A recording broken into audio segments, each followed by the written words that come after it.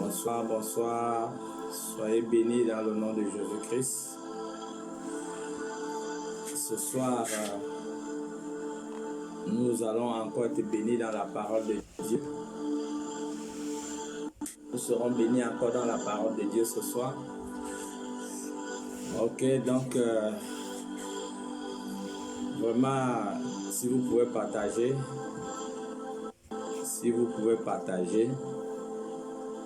et si je peux vous connaître, vous qui êtes connectés,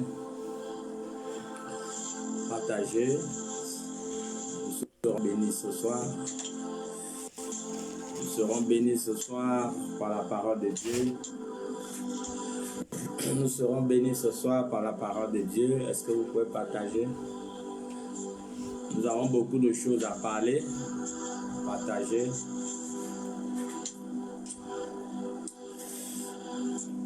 Partagez. Ce soir, nous allons parler sur le thème le jugement dernier. Nous parlons ce soir sur le thème le jugement dernier. Est-ce que tu peux partager? Partage aux amis pour qu'ils soient connectés pendant ces moments d'enseignement.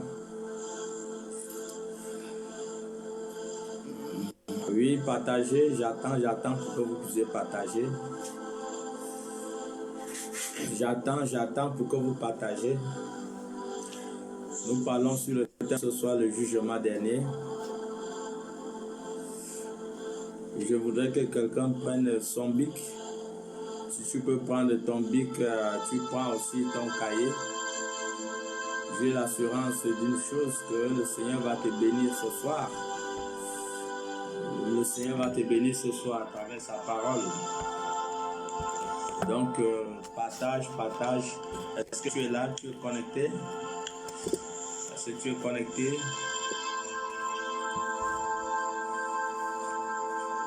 Tu es connecté? Ok, nous allons commencer. Si je n'ai pas l'habitude de beaucoup perdre de temps. Donc, nous allons commencer. Nous parlons ce soir sur le jugement dernier. Donc, nous allons entrer dans la Bible. Nous parlons sur le jugement dernier. Nous entrons dans la Bible. Et nous sommes dans le livre d'Apocalypse. Ouvre ta Bible. Ouvre ta Bible dans le livre d'Apocalypse. Apocalypse chapitre 19, le verset 2. Apocalypse chapitre 19, le verset 2, nous parlons sur le thème du jugement dernier. Je sais que quelqu'un va être béni à travers la parole de Dieu ce soir. Nous parlons sur le jugement dernier, Apocalypse 19, le verset 2. Je vais lire la parole de Dieu et avant de commencer, je voudrais vous amener à comprendre que Apocalypse 19, c'est l'arrivée de Jésus-Christ. C'est dans Apocalypse 19, il y aura le jugement dernier. On parle du jugement dernier, on parle aussi de l'arrivée de Jésus-Christ dans Apocalypse 19. Et vous devez le savoir. Quand vous êtes dans Apocalypse 19, c'est le jugement dernier et l'arrivée de Jésus-Christ. Voilà, donc c'est un livre vraiment qu'il faut prêter beaucoup d'attention. Le livre d'Apocalypse. Il faut beaucoup prêter attention lorsque vous lisez le livre d'Apocalypse. Bon, nous sommes au chapitre 19. Je vais lire le verset 2. Apocalypse 19, le verset 2. La Bible dit: parce que ces jugements sont véritables et justes, car il a jugé la grande prostituée qui corrompait la terre par son impudicité, et il a vengé le sang de ses serviteurs en le redemandant de sa main. Voilà. Nous parlons ce soir de du jugement dernier. Ici, la parole de Dieu nous fait comprendre dans Apocalypse chapitre 19, le verset 2, que parce que ces jugements sont véritables et justes, car il a jugé la grande prostituée qui corrompait la terre par son impudicité. Voilà, vous devez connaître que la grande prostituée, c'est la ville de Rome. Vous devez connaître que la grande prostituée dont Apocalypse parle ici, c'est la ville de Rome et son église. Voilà. Donc, écoutez bien, je voudrais que vous soyez connectés parce que nous allons doucement pour la bonne compréhension de tous. Parce que ces jugements sont véritables et justes, car il a jugé la grande prostituée qui corrompait la terre par son impudicité. Voilà, la grande prostituée corrompait la terre par son impudicité. La grande prostituée est une femme. Et vous savez, l'Église a toujours été définie comme la femme. Voilà, donc elle corrompait la terre par son impudicité. Ça veut dire que Rome, avec son Église, ont établi dans l'Église les doctrines qui ne sont pas de Christ. Et voilà pourquoi l'Apocalypse parle ici d'une manière voilée. Donc si tu n'as pas l'intelligence, tu ne peux pas comprendre ce que je suis en train de vouloir expliquer. Il faut avoir la sagesse et l'intelligence pour comprendre ces choses. Donc la grande position, c'est Rome et son Église qui se sont prostitués et ils ont introduit des doctrines qui n'étaient pas de Dieu. Voilà, on dit ici, car il a jugé la grande prostituée qui corrompait la terre par son impudicité. Et il a vengé le sang de ses serviteurs en le redemandant de leurs mains. Vous savez que Rome a fait couler le sang des saints. Rome a fait couler le sang des saints. Tout ce que je parle ce soir, je vous le montre par les Écritures. Il n'y a rien qui sort de ma bouche qui n'est pas soutenu par la parole de Dieu, chers téléspectateurs. Voilà pourquoi je voudrais que vous soyez connectés et nous sommes en train d'évoluer doucement. Nous disons que la grande prostituée, donc Apocalypse 19, le verset 2 parle. Il parle de Rome et son église d'une manière voilée. Donc il faut avoir l'intelligence pour comprendre ces choses. Voilà, on dit ici que à la partie B du verset biblique, et il a vengé, on dit ici que, car, je reprends le passage biblique, parce que ces jugements sont véritables et justes, car il a jugé la grande prostituée qui corrompait la terre par son impudicité, et il a vengé le sang de ses serviteurs en les redemandant de leurs mains. Donc, Rome a fait couler beaucoup le sang des saints. Voilà. Donc, nous allons entrer par les Écritures pour voir un peu qu'est-ce qui s'est passé avec Rome et l'Église véritable de Christ. Allons-y dans le livre de Apocalypse, plutôt le livre des Actes, Actes des Apôtres. Prenez note, hein? Actes des Apôtres, voilà, Actes des Apôtres, chapitre 12. Nous parlons que la grande prostituée, c'est Rome et son église. Voilà, qu'est-ce qui s'est passé ici dans Actes chapitre 12. Je vais lire les Écritures et je rappelle aux téléspectateurs que tout ce qui est dit est soutenu par la parole de Dieu. Nous sommes dans le livre de Actes des Apôtres chapitre 12. Je vais lire à partir du premier verset. On dit, vers le même temps, le roi Hérode s'est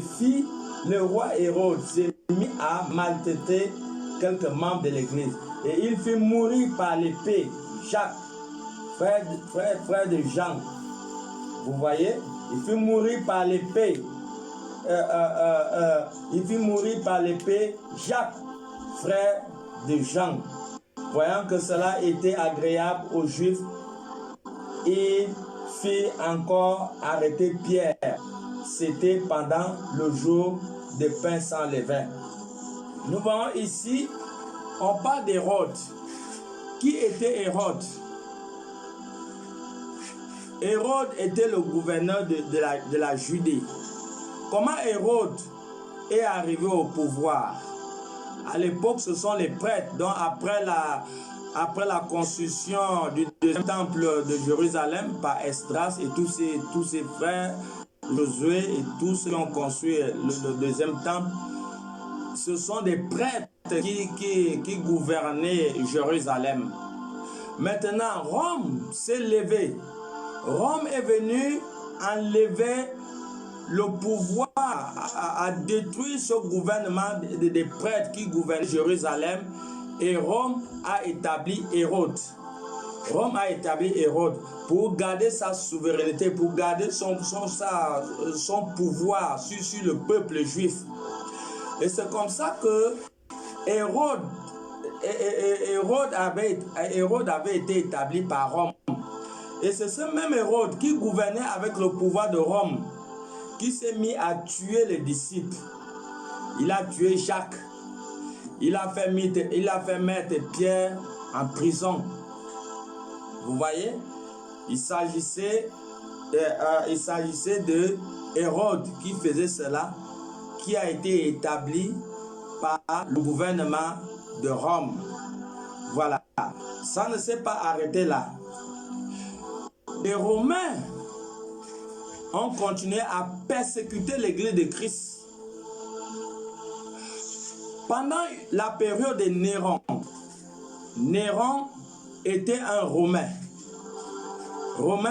Néron était un Romain. Rome va brûler pendant 6 jours.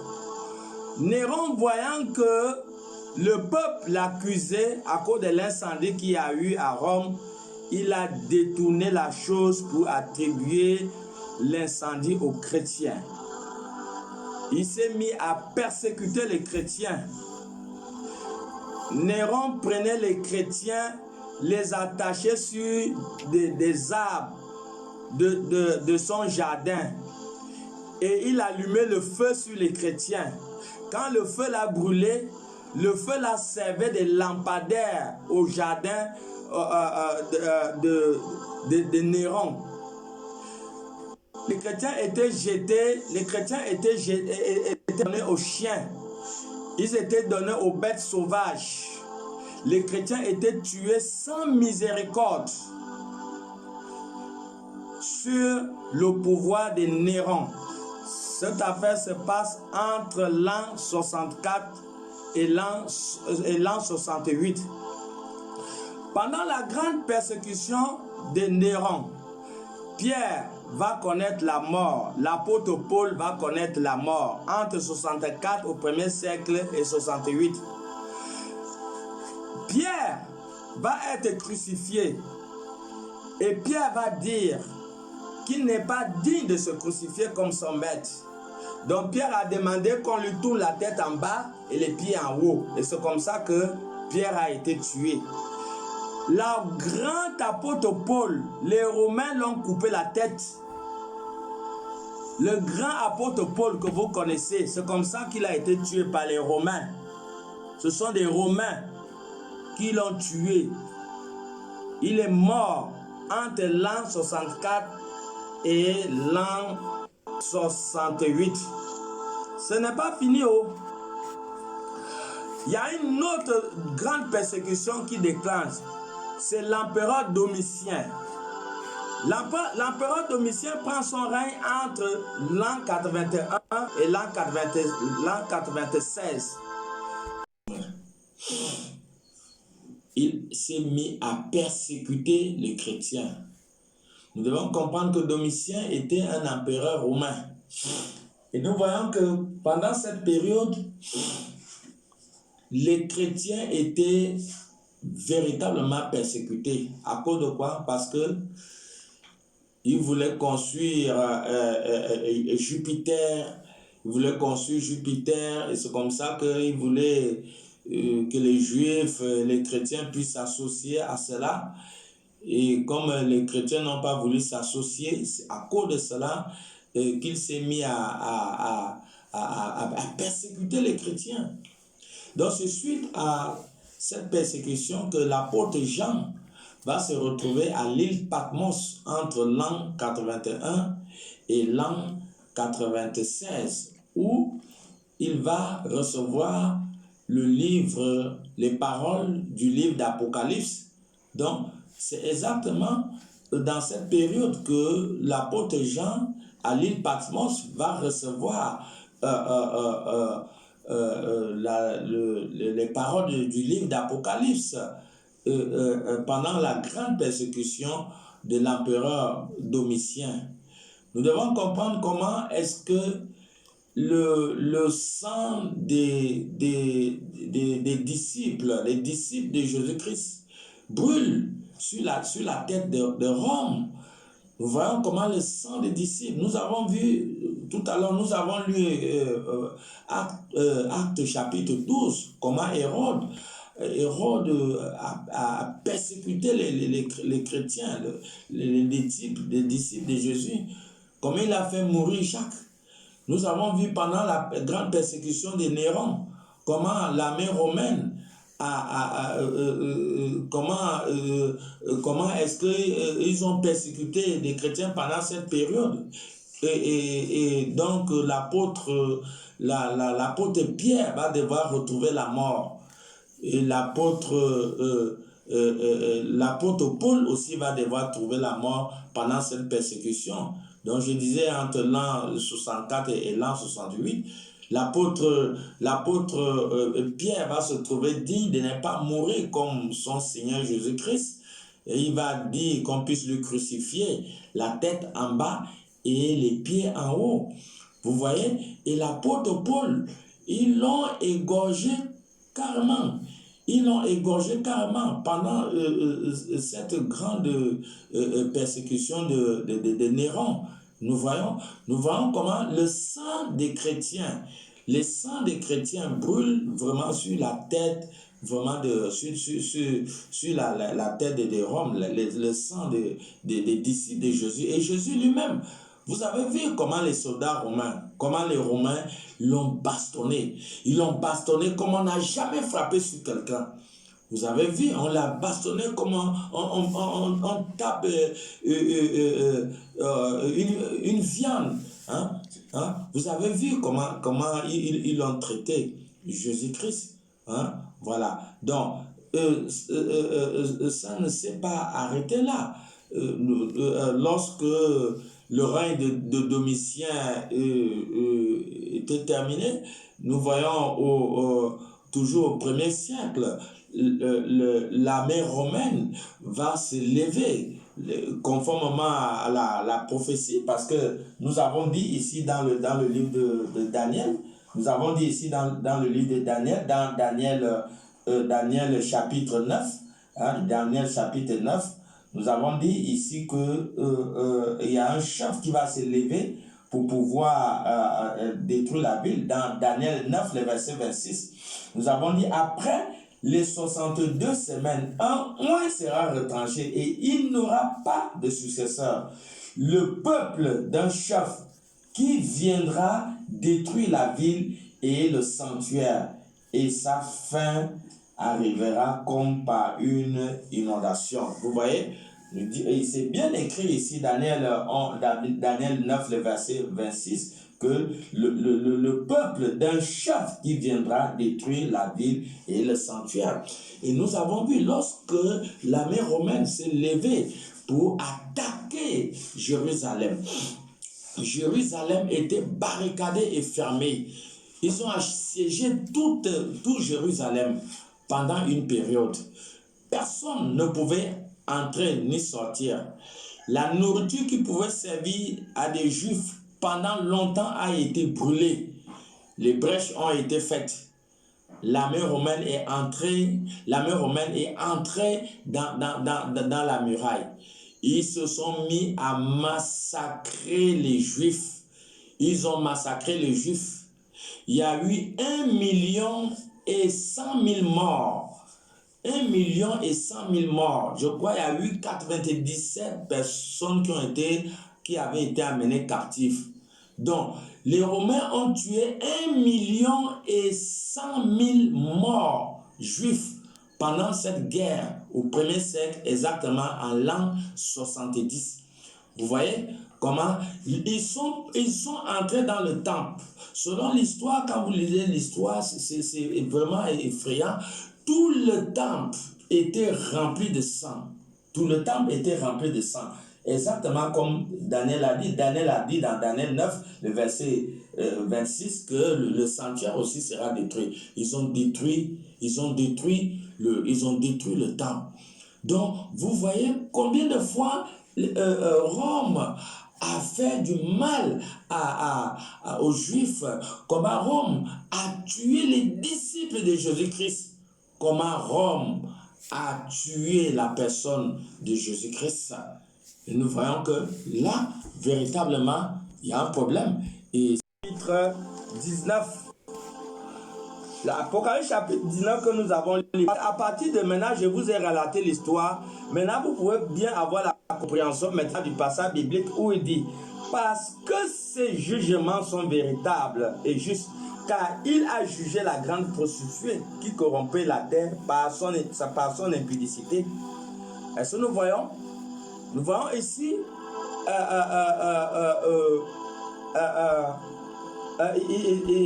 nous voyons même, il y a un détail que j'ai oublié. À l'époque de Pilate, Pilate était le préfet de Juda. Pilate était un préfet de Juda. C'est Pilate qui a livré Jésus. Pilate était un Romain. Pilate était Romain. Il a livré Jésus entre les mains des Romains. Et ce sont les Romains qui ont tué Jésus. Ce sont les Romains, avec la conspiration, la complicité des prêtres, qui ont tué Jésus. Mais Mohamed, les musulmans n'ont pas tué Mohamed. Est-ce que vous comprenez ça? Les musulmans n'ont pas tué Mohamed. Mohamed est mort d'une mort simple.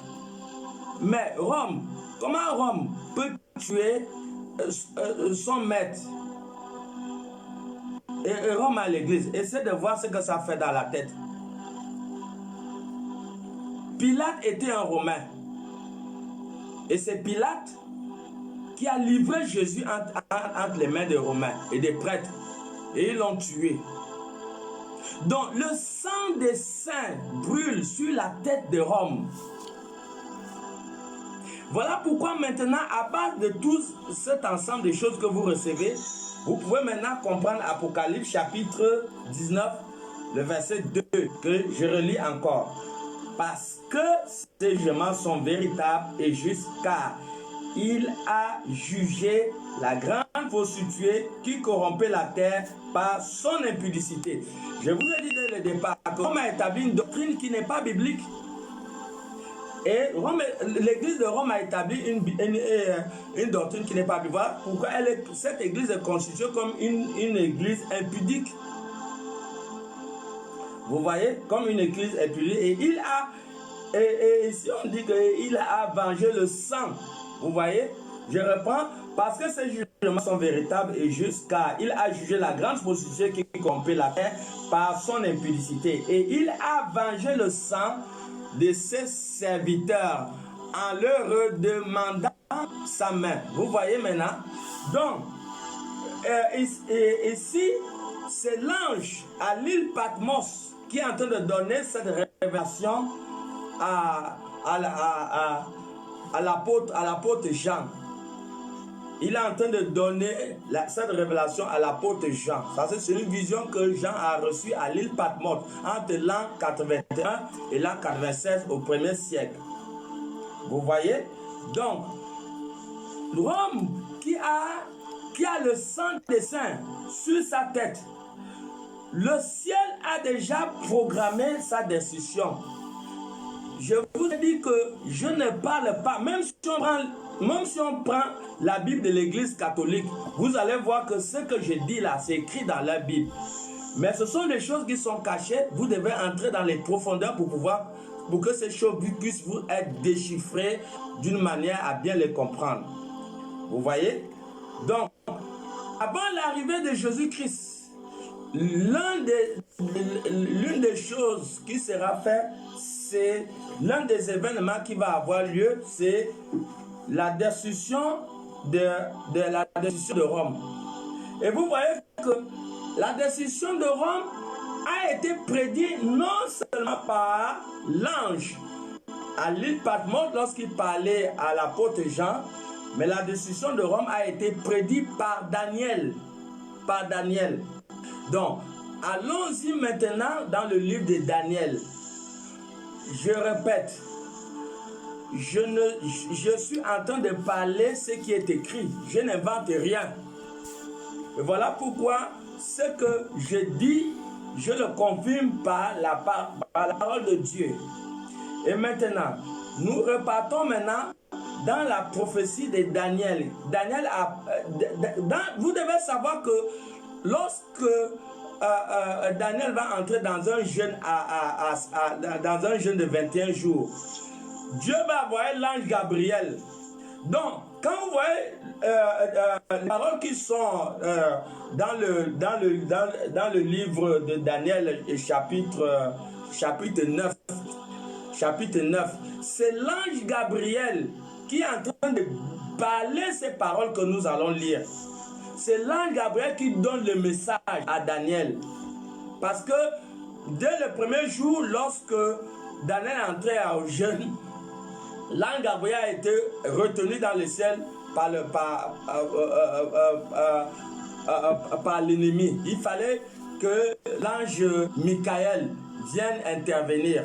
Lorsque l'ange Michael est intervenu, alors l'ange Gabriel a amené le message auprès de Daniel. Maintenant, c'est le message de l'ange Gabriel que nous allons lire dans Daniel chapitre 9.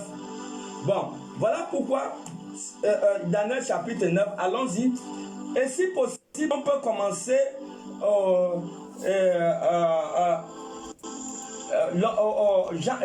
Daniel chapitre 9, le verset 23, pour avoir la compréhension. Voilà, pour vous amener à comprendre que ce que nous lisons là, c'est l'ange qui a donné ce message, c'est pas moi. Faut pas dire que voilà, le pasteur a dit que l'église catholique sera, ou les Romains va être détruit. C'est pas moi qui le dis, c'est la Bible qui le dit. C'est la Bible qui le dit. Voilà. Donc, nous sommes dans le livre de Daniel.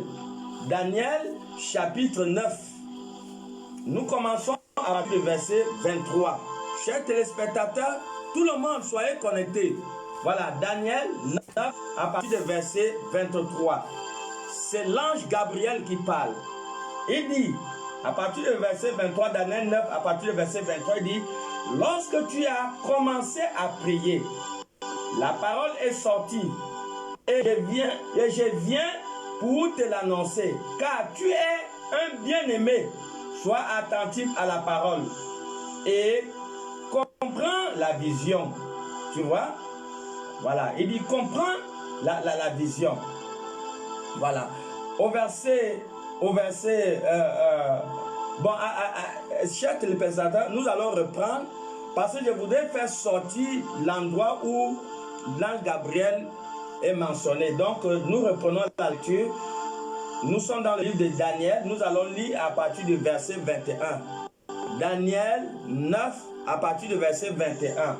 Il dit, je parlais encore dans ma prière quand l'homme Gabriel, que j'avais vu précédemment dans une vision, s'approcha de moi d'un vol rapide au moment de l'offrande du soir. Il m'instruisit et s'entretint avec moi. Il me dit, Daniel, je suis venu maintenant pour ouvrir ton intelligence. Lorsque tu as commencé à prier, la parole est sortie et je viens pour te l'annoncer. Car tu es un bien-aimé, sois attentif à la parole et comprends la vision. Le verset 24, chers téléspectateurs, l'ange Gabriel dit à Daniel, 70 semaines ont été fixées sur ton peuple et sur la ville sainte pour faire cesser les transgressions et mettre fin au péché, pour expier l'iniquité et amener la justice éternelle, pour sceller la vision et le prophète, et pour oindre le Saint-Temple. Revenons au verset 24. Il dit, 70 semaines ont été fixées sur ton peuple et sur ta ville pour faire cesser la transgression et mettre fin au péché. Voilà. L'ange Gabriel dit à Daniel, il y a 70 semaines. 70 semaines qui ont été fixées pour faire cesser la transgression. Vous savez que la loi nous amène à comprendre que l'homme a péché. Pendant le service sacerdotal à l'ancienne époque, il y avait des sacrifices qui étaient offerts à l'autel. Et tous ces sacrifices n'avaient pas pu ôter le péché. À un certain moment, les gens péchaient parce qu'ils savaient qu'ils devaient amener un agneau et on devait faire sacrifier cet agneau, et à travers le sacrifice de cet agneau, son péché devait être couvert. Donc, ce sacrifice devait cesser. Ce sacrifice devait cesser. Le péché qui n'avait pas pu ôter, qui n'avait pas pu être ôté pendant la loi, devait être détruit. Quelqu'un devait venir mettre fin à ce sacrifice perpétuel. Vous voyez? Vous voyez? Donc, l'ange Gabriel a dit que ce sacrifice aura lieu dans 70 semaines. Bon, allons-y dans les calculs. 70 semaines. Une semaine à combien de jours? Une semaine à 7 jours. Multiplié 70 multiplié par 7. Vous allez trouver exactement 490 jours. Vous allez trouver 490 jours. Quand vous faites 7 multiplié, vous faites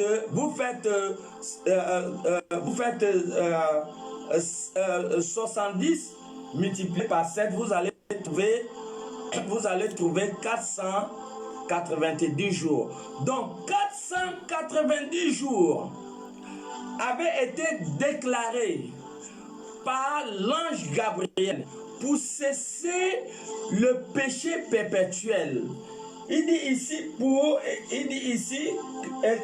pour faire cesser la transgression et mettre fin au péché, pour expier l'iniquité et amener la justice éternelle, pour sceller la vision et les prophètes, et pour sceller le travail des prophètes. Parce que le dernier prophète qui devait sceller ces choses, c'était Jésus-Christ, qui devait faire un sacrifice, un véritable sacrifice. Parce que Jésus-Christ était le sacrificateur, non selon Aaron, mais il était le sacrificateur selon la manière de Melchisédek. Donc, Jésus va devoir entrer dans le Saint des Saints.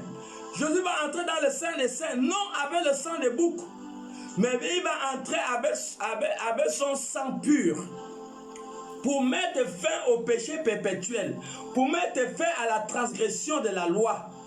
C'est ce que l'ange Gabriel dit à Daniel. Et l'ange Gabriel a fixé 70 semaines dans les calculs qui nous amènent à 490 jours. Maintenant, ce temps devait déclencher quand? Bon, ce temps, nous voyons ici le verset suivant, on nous dit le temps que cette date devait commencer. Vous voyez? Sachez-le donc et comprendre. Depuis le moment où nous sommes au verset 25, Daniel 5, 25 maintenant. Sache-le donc et comprends. Depuis le moment où la parole annonçait que Jérusalem sera rebâtie jusqu'au point, tu vois, il dit, dans ce temps de 490 jours devait commencer depuis le temps que Jérusalem avait été annoncé depuis que ça avait été annoncé que Jérusalem devait être rebâtie. Jérusalem a été, le décret qui avait été annoncé que Jérusalem devait être rebâtie était quand? Ce décret a été fait par le roi Cyrus. Quand vous lisez dans Esdras chapitre 1, vous verrez, le roi Cyrus a rendu les ustensiles que Nebuchadnezzar avait amenés. Il a rendu les ustensiles. Il a ordonné la reconstruction du temple de Jérusalem. Le roi Cyrus avait ordonné cela. Et là, Gabriel s'adresse à Daniel ici, à peu près à quelle époque? Là, Gabriel s'adresse à Daniel ici, à peu près vers les années 400. Parce que la date d'écriture de Daniel est à 405 avant Jésus-Christ. Donc, on peut essayer de voir que donc, lorsque l'ange Gabriel a parlé à Daniel, c'était à peu près vers les années 400 avant Jésus-Christ. Donc, la loi a été donnée par le roi Cyrus pour la reconstruction du temple de Jérusalem. Donc, nous comprenons et cette loi a été donnée en quelle année? Ça a été promulgué en 457. 457 avant Jésus-Christ. Lorsque le roi Cyrus a donné l'ordre, le roi Artaxerxès aussi a donné son appui. Esdras, Josué et toutes ces personnes devaient repartir à Jérusalem pour la reconstruction du temple. Voilà, c'était en 457 avant Jésus-Christ. Chers téléspectateurs, faites maintenant la soustraction. Faites la soustraction, prenez 490 jours, qui sont les 70 semaines que l'ange Gabriel avait dit à Daniel. 490 jours, moins la date du décret qui est 457. Vous allez trouver exactement, vous allez trouver exactement 33 ans. Vous allez trouver exactement 33 ans. 3 ans. L'année où, on a dit ici que l'année où un oint, où un oint sera retranché. Daniel prophétise la mort. Daniel prophétise la mort de Jésus. Nous sommes dans le livre de Daniel, chapitre 9. Nous sommes au verset 25. Je relis. Sache-le donc et comprends, depuis le moment où la parole a annoncé que Jérusalem sera rebâtie jusqu'au point. Donc, Jérusalem sera rebâtie jusqu'au point.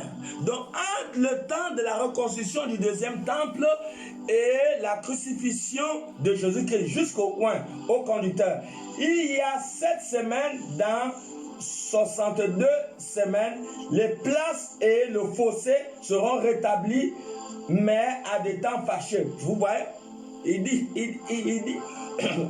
ici que le temple devait être rebâti. Voilà. Donc, le verset 25 nous a dit que les 70 semaines, qui sont 470 jours, sont entre le temps de la reconstruction du deuxième temple et la mort du oint, la mort de Jésus-Christ. Voilà. J'espère que vous n'êtes pas perdus, téléspectateurs. Suivez-moi, nous sommes en train de voler doucement. Voilà.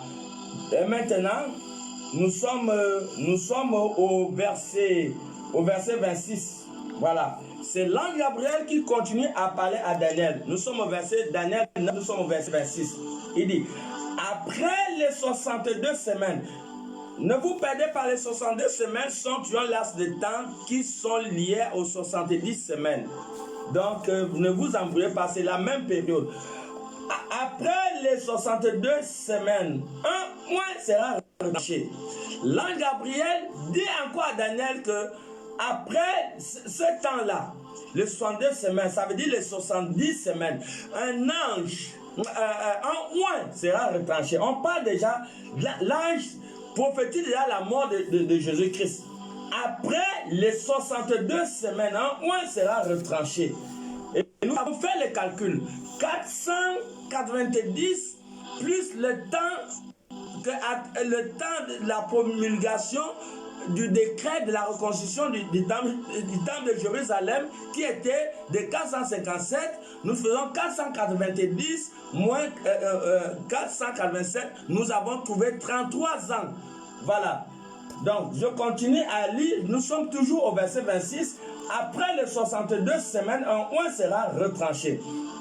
Et il n'aura pas de successeur. Vous voyez? L'ange Gabriel dit à Daniel que lorsque ce oint sera tué, il n'aura pas de successeur. Il dit, il n'aura pas de successeur. Le peuple d'un chef qui viendra détruire la ville. Écoutez bien. Il dit, le peuple d'un chef, on parle de Rome. Voilà l'ange Gabriel qui déclare, l'ange Gabriel déclare la destruction de Rome. L'ange Gabriel déclare la destruction de Rome. Daniel 9, le verset 26. Écoutez bien. Il dit, après les 62 semaines, un oint sera retranché. Et nous savons, Jésus est mort au 1er siècle à 33 ans. Et l'armée romaine s'est levée à l'an 70 pour détruire le peuple juif. Et ils ont tué 1,1 million personnes. C'est en l'an 70, toujours au 1er siècle. Et c'est ce que l'ange Gabriel dit à Daniel. Après les 62 semaines, un oint sera retranché et il n'aura pas de successeur. Le peuple d'un chef qui viendra détruire la ville et le sanctuaire. Je vous dis, quand le Rome est venu détruire Jérusalem, ils ont détruit le sanctuaire. Le sanctuaire, il y avait le sang partout. Le sang était comme l'eau. Le sang des Juifs était comme l'eau dans le sanctuaire. Vous voyez? Il dit ici que le peuple d'un chef qui viendra détruira la ville et le sanctuaire. Vous voyez? Vous voyez, il dit ici, et sa fin arrivera comme par une inondation. Vous voyez, Gabriel dit pas de la fin du Rome. Sa fin viendra. Il parle de la fin de Rome. Sa fin viendra. Et il est arrêté que le dévastateur durera jusqu'au temps de la guerre. Au verset 27, il fera une solide alliance avec plusieurs pour une semaine. Regardez que le pays qui a fait des alliances avec d'autres pays comme Rome, sur 195 pays qu'il y a sur la planète Terre, 195 pays qu'il y a sur la planète Terre, il y a seulement 13 pays que Rome n'est pas en diplomatique avec eux. 13 pays, donc on peut dire que sur 195 pays, si on enlève 13 pays, il va rester, si je ne me trompe pas, 182, essayez un peu de me calculer ça là-bas, 195 pays sur toute la planète Terre. Rome est en diplomatie avec je crois, 182 pays. Parce que 195 moins 13 pays qui ont échappé Rome, la plupart des pays sont en relation diplomatique avec Rome. Et c'est ce que l'ange Gabriel dit à Daniel. Dans Daniel, nous sommes dans Daniel, chapitre 9, le verset 27. Il dit, il fera une solide alliance avec plusieurs pour une semaine. Donc c'est pour un temps. Et durant la moitié de la semaine, il fera cesser le sacrifice et l'offrande. Donc, c'est un gouvernement, ça veut dire que dans la suite des temps, ils vont sûrement continuer à traquer l'église de Christ au point que l'offrande et le sacrifice va cesser dans l'église. Le dévastateur commettra les choses les plus abominables.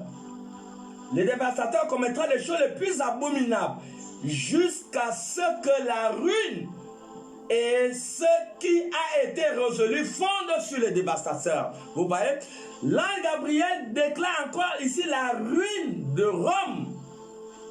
Rome va être détruit. Si Rome est détruit, c'est la fin de son église. Donc, voilà les choses qui sont cachées. Nous avons décollé dans Apocalypse chapitre 19. Donc, nous repartons dans Apocalypse 19 où nous avons commencé. Repartons dans Apocalypse 19. Je vous ai dit qu'Apocalypse 19 est l'arrivée de Jésus-Christ. Donc, la première chose, c'est les derniers événements, c'est la destruction de Rome. Et si Rome est détruit, je crois que ça serait la fin aussi de son église. Donc, voilà. Donc, Apocalypse 19, le verset 2. L'ange à l'île Patmos dit apporte Jean la destruction toujours, de Rome. Voilà. Après la destruction de Rome, il y aura la préparation, il y aura la préparation de l'épouse. Parce que l'épouse qui est l'église véritable de Christ va se préparer. Nous voyons par exemple au verset 7. On dit ici, réjouissez-vous et soyez dans l'Apocalypse chapitre 19, le verset 7. Réjouissons-nous et soyons dans l'allégresse et donnons-lui gloire, car les noces de l'agneau sont venues et son épouse s'est préparée. Et il lui a été donné de se revêtir d'un fin lin éclatant, pur, car le fin lin, ce sont les œuvres justes des saints. Voilà. Donc, après la destruction de Rome, préparation de l'église, la réjouissance. On dit réjouissons-nous et soyons dans l'allégresse et donnons-lui gloire, car les noces de l'agneau sont venues et son épouse s'est préparée. Donc, le Seigneur parviendra à préparer l'église avant l'enlèvement. Avant l'enlèvement, vous voyez, l'église va se préparer. L'église va se revêtir d'un habit spécial. L'habit spécial que l'église va se revêtir, c'est le fin lin. Écoutez bien. Dans le ciel, on connaît dans le ciel, beaucoup de gens marchent nus. Beaucoup de gens marchent nus et ils croient qu'ils sont habillés. Beaucoup de personnes marchent nues. Dans le ciel, on reconnaît un seul habit. Le seul habit qui a été donné à l'église, c'est le fin lin. Voilà pourquoi ici on dit ici que Apocalypse 19, le verset 8, et il lui a été donné de se revêtir d'un fin lin éclatant, pur, car le fin lin, ce sont les œuvres justes des saints. Donc, chers croyants, si tu vis dans le péché, tu es nu, même si tu mets la veste, comme j'ai mis pour moi là, tu es nu. Tu es nu. Mais je peux toujours éprouver ça bibliquement. Apocalypse, le Saint-Esprit me révèle toujours Apocalypse 16, le verset 15. Vous voyez, Apocalypse 16, le verset 15, il dit, Apocalypse 16, 15, il dit, voici, je viens comme un voleur. Heureux celui qui veille et qui garde ses vêtements, afin qu'il ne marche pas nu. Vous voyez, je confirme encore ce que j'ai dit par la parole. Voilà pourquoi que personne ne va dire que j'ai dit ça. Que personne ne va pas dire que voici ce que l'homme là, voici ce que l'homme de Dieu l'a dit. Tout ce que je dis, quand je parle à Facebook, je le confirme toujours par les Écritures. Et je dis qu'il y a des gens qui marchent nus. Quand ils marchent nus, ils croient qu'ils ont des habits. Il y a un seul habit qui est reconnu dans le ciel, c'est le fin lin. Et même Apocalypse 15, Apocalypse 16, le verset 15 nous dit, je reprends, voici je viens comme un voleur. Heureux celui qui veille et qui garde ses vêtements, afin qu'il ne marche pas nu et qu'on ne voit pas sa honte. Vous voyez? Donc, lorsque Jésus-Christ va commencer à préparer son église, Apocalypse 19, le verset 8 nous dit, il lui a été donné de se revêtir d'un fin lin éclatant, pur, car ici on est défini qu'est-ce qui est le fin lin. On dit ici, car le fin lin, ce sont les œuvres justes des saints. Donc, si tu es croyant,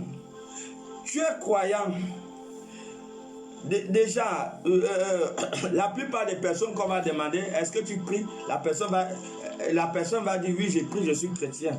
Donc, si tu es croyant et que tu vis dans le péché,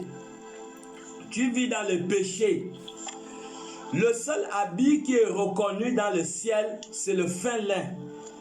Et le fin lin est défini par les Écritures comme étant la vie juste. La vie juste. La vie juste. Matthieu 6, 33.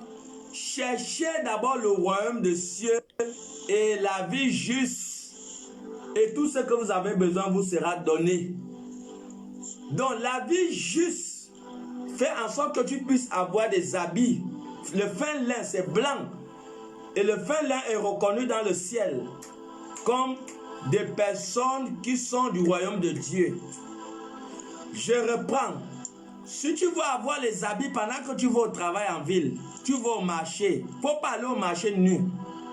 Ce n'est pas parce que tu portes les habits que tu es habillé. Dans le ciel, on ne connaît pas ça. Dans le ciel, on connaît seulement le fin lin. Et voilà pourquoi dans le ciel, quand ils sont dans le ciel, ils voient des gens qui marchent nus partout.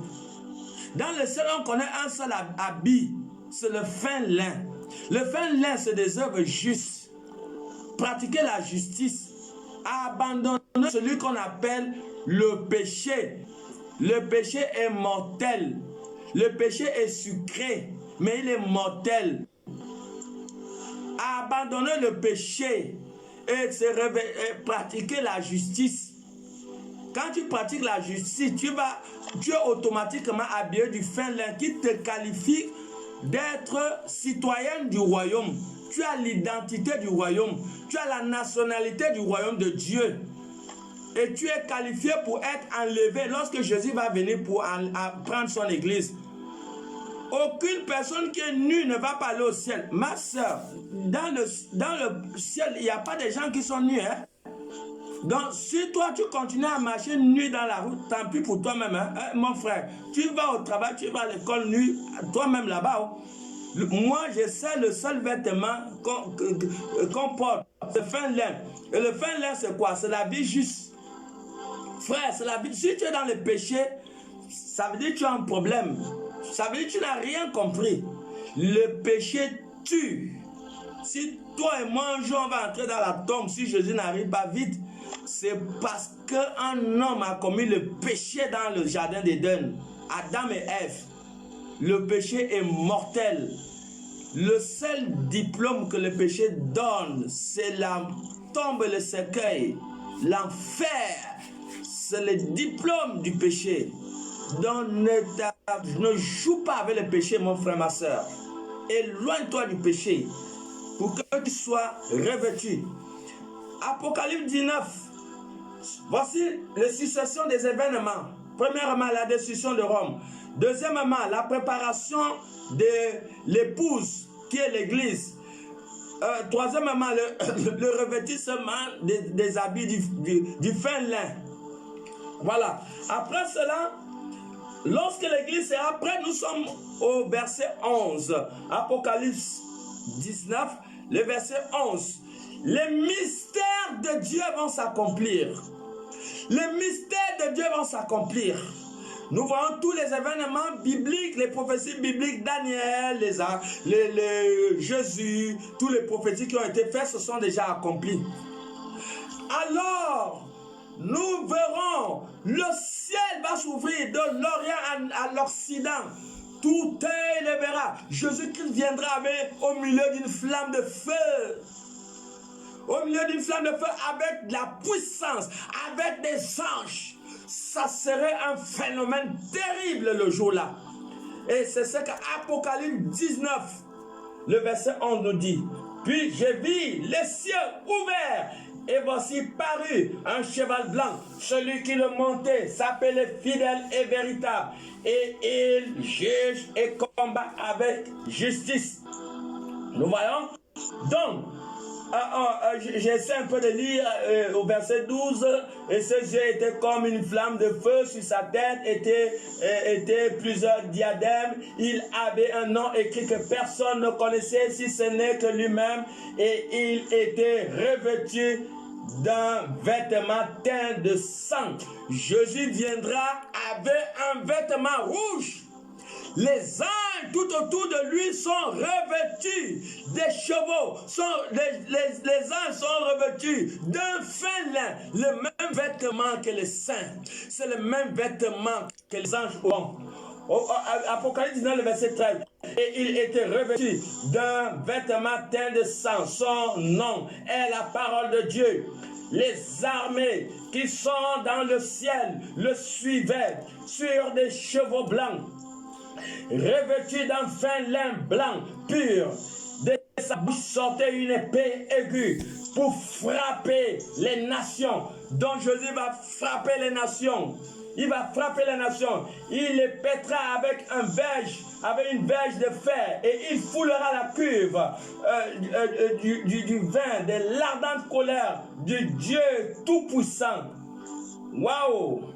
Il avait sur son vêtement et sur sa cuisse un nom écrit, le roi des rois et seigneur des seigneurs. Wow! Au verset 17, chers téléspectateurs, suivez le verset 17.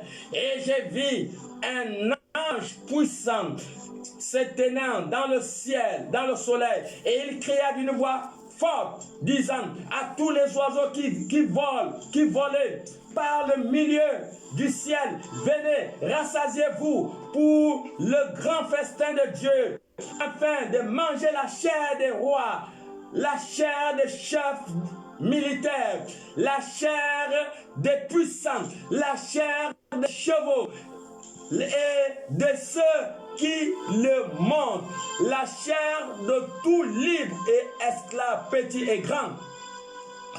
Chers téléspectateurs, verset 19, Apocalypse 19, 19, je suis au verset 19, il dit, et j'ai vu la bête et les rois de la terre et leur armée rassemblés pour faire la guerre à celui qui était assis sur le cheval et à son armée. Lorsque Jésus-Christ va venir dans le ciel pour enlever son église, le gouvernement de la terre qu'on appelle la bête, le gouvernement 666, parce qu'il y aura un gouvernement 666 sur toute planète Terre. Il y aura un homme qui sera établi à la tête. Voilà pourquoi on a dit, il y a dans Apocalypse 13, vous attendez parler de la bête. Le dragon va donner le pouvoir à la bête. Ça veut dire Satan, c'est le dragon. Il va donner le pouvoir à ce gouvernement. Et le prophète serait toujours quelqu'un, des personnes qui vont travailler avec ce gouvernement de la bête pour mater les hommes, pour établir un ordre mondial. Le 666, ça veut dire Apocalypse 13, le verset à partir du verset 16 à 18, voilà, un ordre mondial va être établi. Voilà pourquoi ce dernier temps, les rois disent l'ordre mondial, on doit mettre l'ordre. On doit mettre l'ordre mondial. Oui, il y a l'ordre mondial où, si tu n'as pas la marque de la bête, tu ne peux pas payer le carburant. Tu n'as pas la marque de la bête, tu ne peux pas payer le folon au marché. Parce que il n'y aura plus les billets de 10 000, il n'y aura plus le dollar, il n'y aura plus la carte de séjour, il n'y aura plus la carte d'identité, plus de carte de santé, plus de billets d'argent. Tout sera informatisé. Tout sera informatisé. C'est pour cela que vous voyez les bas Airtel Money, Move Money. Tout l'argent est en train d'évoluer vers le centre d'électronique. Il va arriver où la puce, micro-puce, va être imposée. Puisqu'il n'y aura plus l'argent. Vous allez dans les magasins. Il va falloir que vous mettez vos francs ou votre main et tout de suite, il y a un transfert d'argent de votre compte à la caisse de la boutique. Et alors, ça va être dur et difficile pour les chrétiens. Et c'est là que la Bible dit que le juste vivra par la foi. Mais attention, Apocalypse chapitre 14, le verset 9, nous dit ici, Apocalypse chapitre 14, à partir du verset 9, nous dit, écoutez bien, Apocalypse 14, 9 dit, et un troisième ange le suivit, en disant d'une voix forte, si quelqu'un adore la bête et son image, et reçoit une marque sur son front ou sur sa main, il boira lui aussi du vin de la fureur de Dieu, versé sans mélange dans la coupe de sa colère, et il sera tourmenté. Il sera tourmenté dans le feu, et le souffle devant les saints anges et devant l'agneau. Et la fumée de leur tourment monte au siècle des siècles. Et ils n'ont de repos ni jour ni nuit, ceux qui adorent la bête et son image, et quiconque reçoit la marque de la bête. Quiconque reçoit la marque de la bête, c'est fini pour vous. Alors en ce temps de la fin, ça va être compliqué et difficile pour l'Église. Oui, l'Église va expérimenter ces choses. Nous sommes toujours dans le livre d'Apocalypse chapitre 19. Nous étions au verset 19 où on disait « Et je vis la bête et les rois de la terre et leur armée rassemblés pour faire la guerre à celui qui était assis sur le cheval et à son armée. » Donc lorsque Jésus va venir, alors le gouvernement de 666, le gouvernement de la bête va se lever pour combattre contre les anges et Jésus-Christ qui va descendre du ciel. Au verset 20, on dit « Et la bête fut prise. Et la bête fut prise, et avec elle le faux prophète qui avait fait devant elle les prodiges par lesquels il avait séduit ceux qui avaient pris la marque de la bête et adoré son image. Ils furent tous les deux jetés vivants dans les temps ardents de feu et de souffle. Donc, ces gouvernements vont être saisis par Jésus-Christ. Et ces gouvernements seront jetés dans le feu de l'enfer. Voilà. Donc, je vous ai décrit les événements dans Apocalypse 19. Nous avons déjà fait 1 heure. Et je crois que je ne sais pas s'il faut continuer encore. Bon, en tout cas, je vais encore parler juste un peu. Si c'est trop long aussi, bon. Apocalypse chapitre 20, vous voyez, après, lorsque Jésus-Christ va descendre, maintenant, l'ange Gabriel, l'archange Michel va se lever pour arrêter Satan. Satan serait jeté dans la prison pour 1000 ans. Satan serait jeté dans la prison pour 1000 ans. L'église serait déjà enlevée. Vous voyez, puis je vis descendre du ciel un ange qui avait la clé de l'abîme et une grande chaîne dans sa main.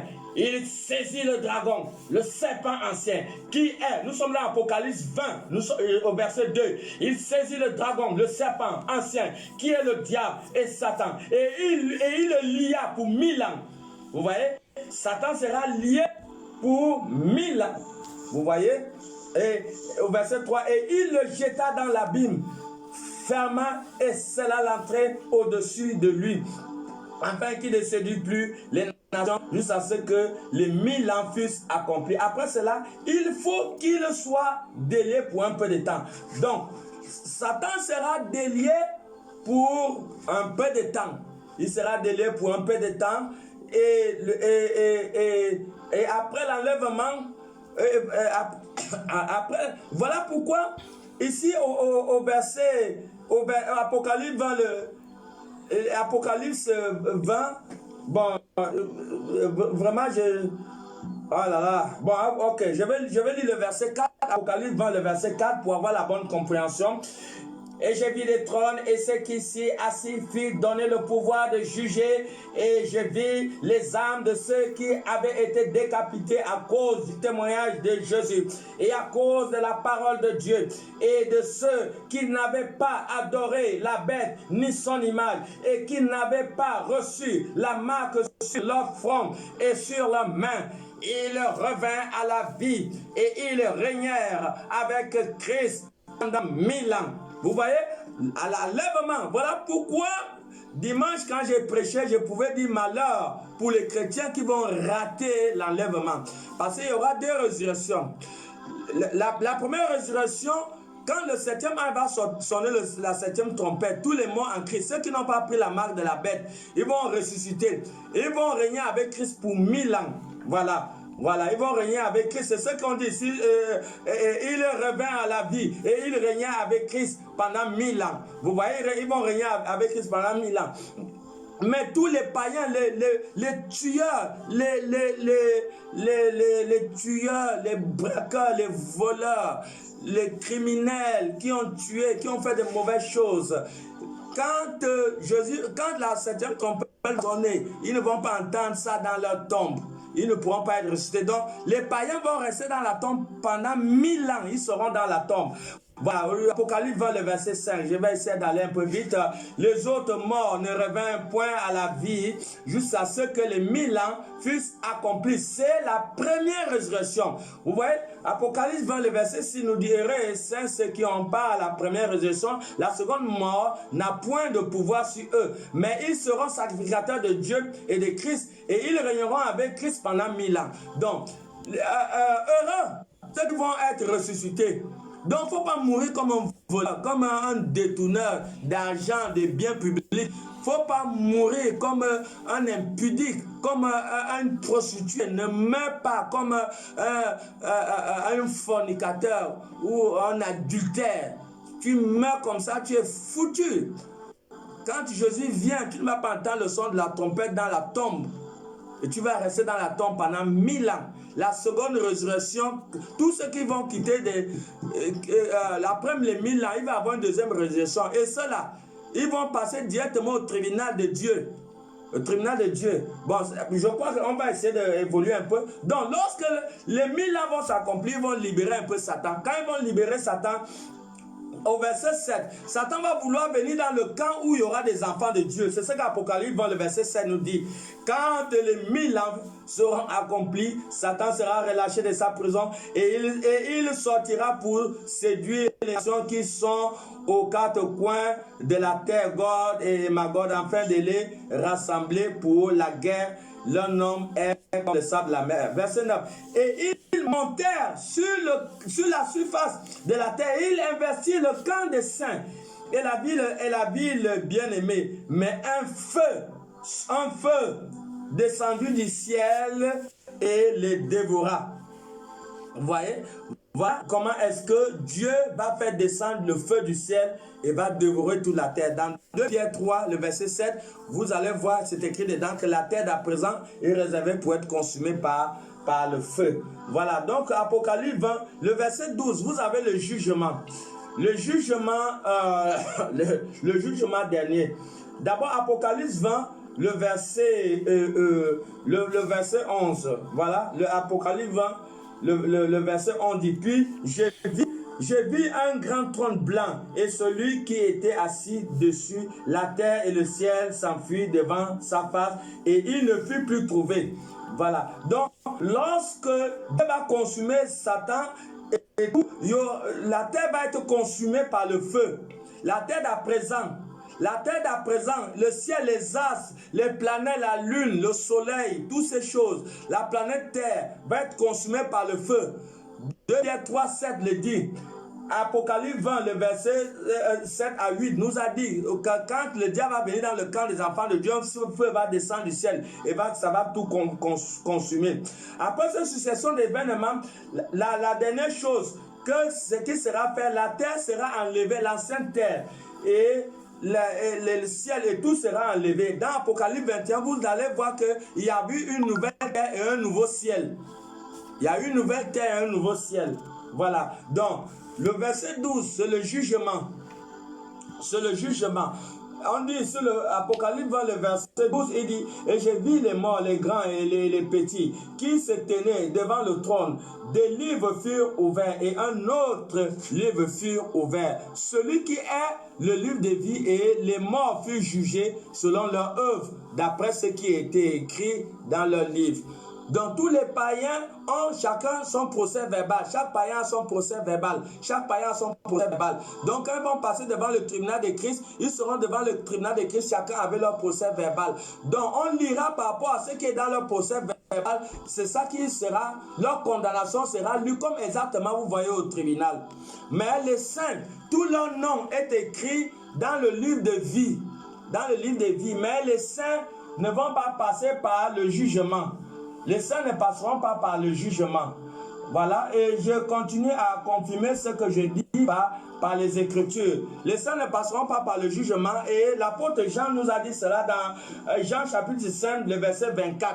Il dit, en vérité, je vous le dis, celui qui écoute ma parole et qui croit en celui qui m'a envoyé a la vie éternelle, et ne vient point en jugement, mais il est passable de la mort à la vie. Voilà. Tous les saints ne vont pas passer devant le tribunal de Christ. Ils vont être ressuscités directement à la nouvelle Jérusalem céleste.